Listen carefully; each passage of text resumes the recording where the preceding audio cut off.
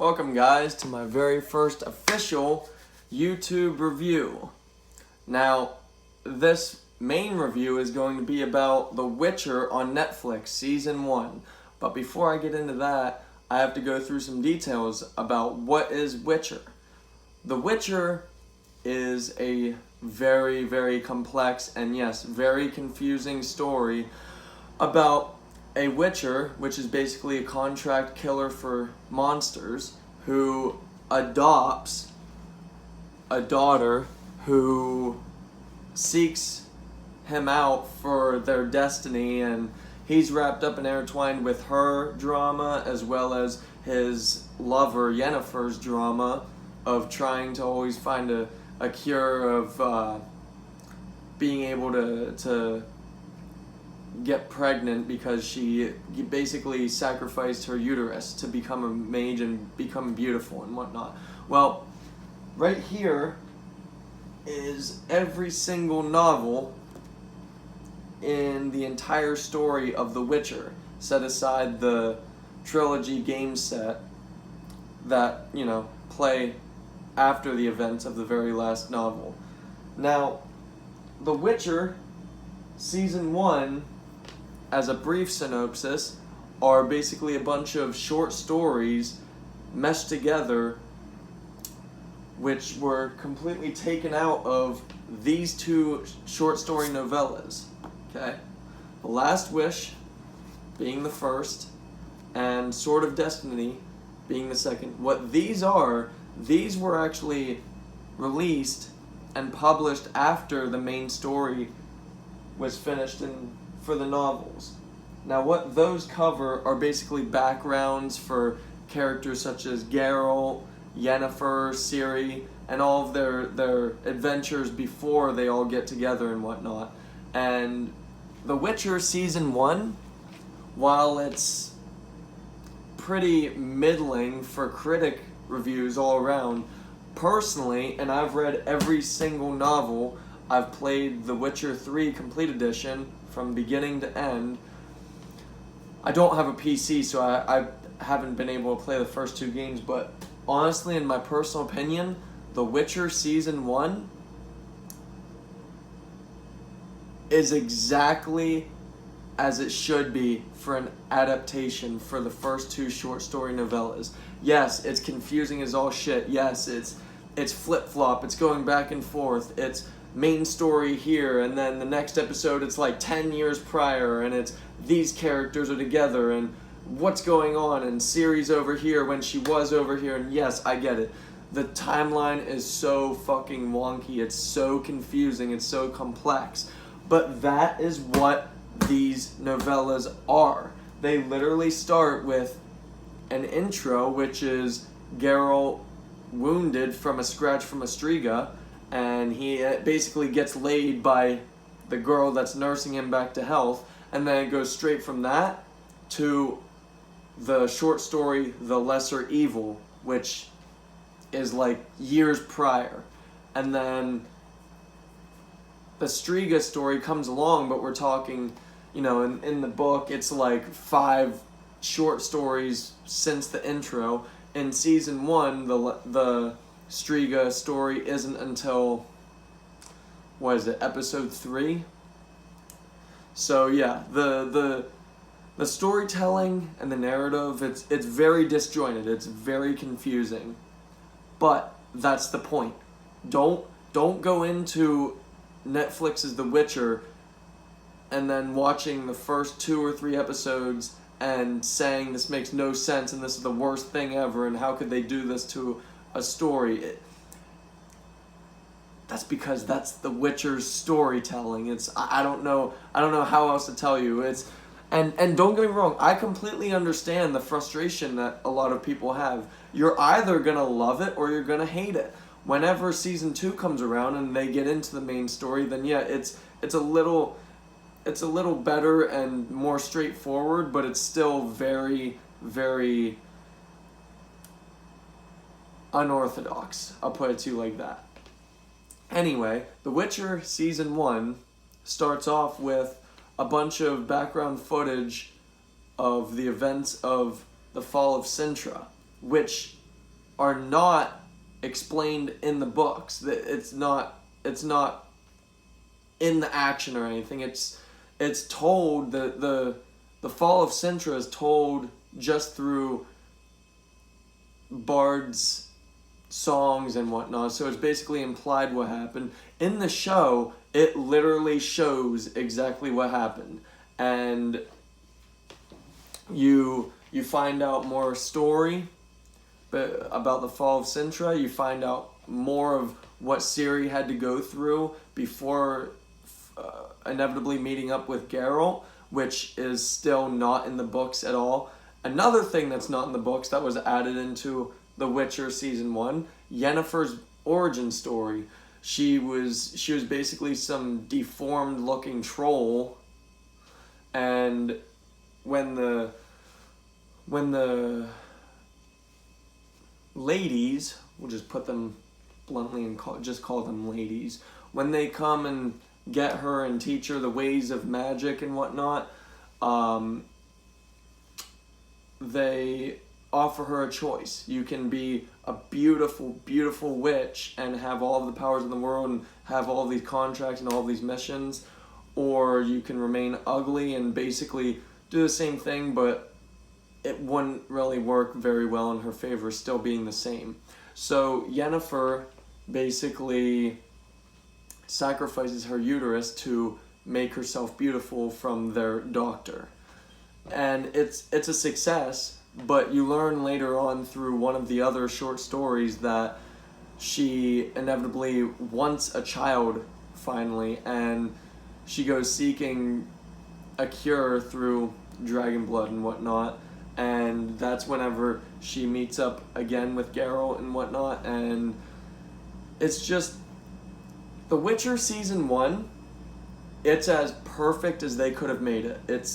It's very, I understand it feels very messy and incoherent, and that's what it's supposed to be, but you have to take the whole season as a whole. You can't watch one episode and say, well, that was stupid. I've never watched anything so incoherent. You get to the end of Season 1 and you finish it and you're just like, somehow that all made sense, because it really does. The storytelling, personally, I like it. It's very unorthodox, it's very original. The performances, hands down, Henry Cavill, I'm so glad he quit playing Superman in order to play Geralt. I don't think they would have ever been able to cast a better Geralt of Rivia. Henry Cavill, if I were to rate it just on his performance alone, 10 out of 10. Hands down. Ciri, she's a good actress to play Ciri. She's young enough and she looks fragile enough, and I mean, these are really just prequel spin-offs to show background and whatnot, so we haven't really gotten too far into the story by any means. But Yennefer, I think at first I was actually pretty skeptical with Yennefer when she looked like the troll, the deformed thing, the beast, as they all called her. I was very skeptical of that actress at first, and then when she changed into the beautiful Yennefer and whatnot, I actually did see Yennefer in her, and especially in the I believe it was the Last Wish story. It was either the Last Wish story or it was the dragon one. She was wearing her attire, and it's an original Netflix Witcher attire, but she still screamed Yennefer of Vengerberg, and I did appreciate that. The action is absolutely stunning. It starts off so well. Not even talking or considering the Fall of Cintra's action. I mean that intro or outro, so to speak, that action sequence with Geralt and Renya and all of them. Oh, that was just perfect, and it only gets better from there. The story, it's disjointed, especially compared to the main storyline, but it works nonetheless as long as you look at it as prequel stories for background and exposition. The cinematography was there. It was pretty good. It was well executed. The writing, I thought, was really good. Honestly, I only have one very minor gripe with The Witcher Season 1. I'll get all of the good out of it right now. Everything was perfect except Triss Merigold. Okay? Triss Merigold is a redhead. They cast somebody with dark brunette hair. And that's a minor gripe. But it's still... You hear Triss Merigold in the show, and you see what you see, and it kind of takes you out of it. And I don't like that. I don't like that at all. I'm not telling them to recast her. I think she does fine for the most part. But season 2 and in the future, they should just like really highlight her hair red, because it's not fitting at all. At all. That's one thing I can't let go of. Otherwise, though, they could not use every single short story from the first 2 prequel novels. Otherwise, it'd be like 2 seasons long for these stories. So they basically picked out, I think, the biggest and most important storylines in the short story novellas, and they rolled with it. And to me, it's coherent. I liked it. It went from the beginning to being the end, to the end being basically an epilogue to the end's beginning, if that makes sense. So the way they left off season 1, in season 2, we're getting the main story. I seriously can't wait for next year. But this is a review for The Witcher season 1, and me personally, if I were a regular viewer, if I read the books, which I've read every single one,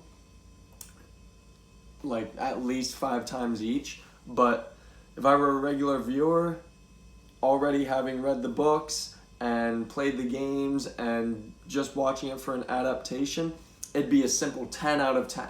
It would be a 10 out of 10 through the roof.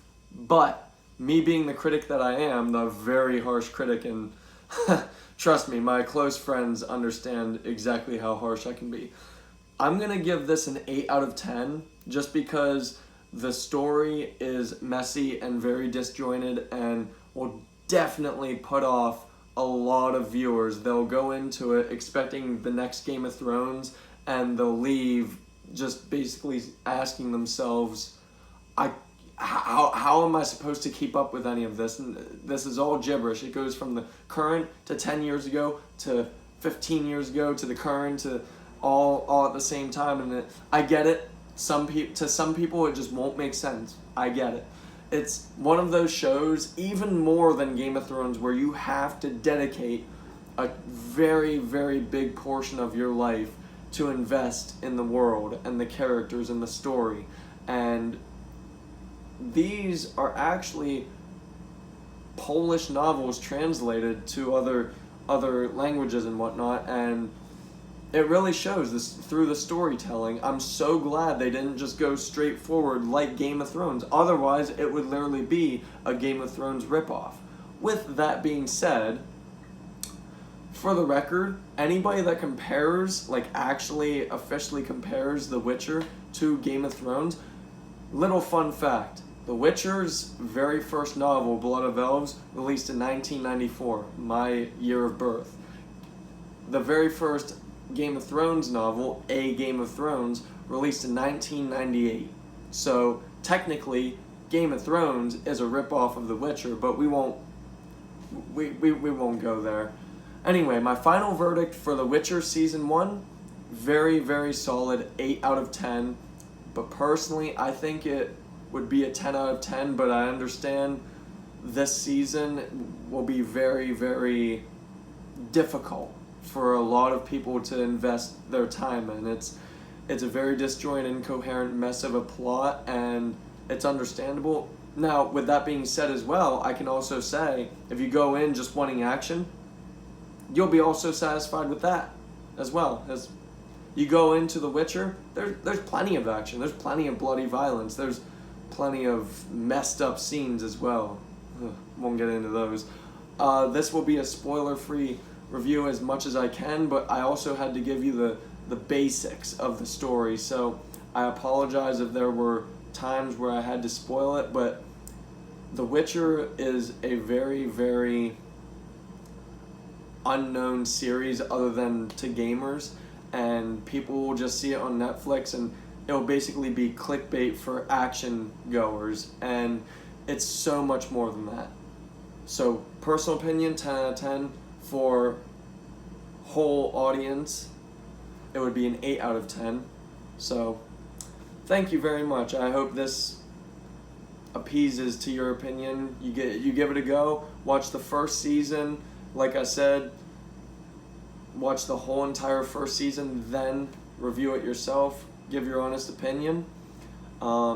If you watch one episode and give your opinion, it's pointless to do that.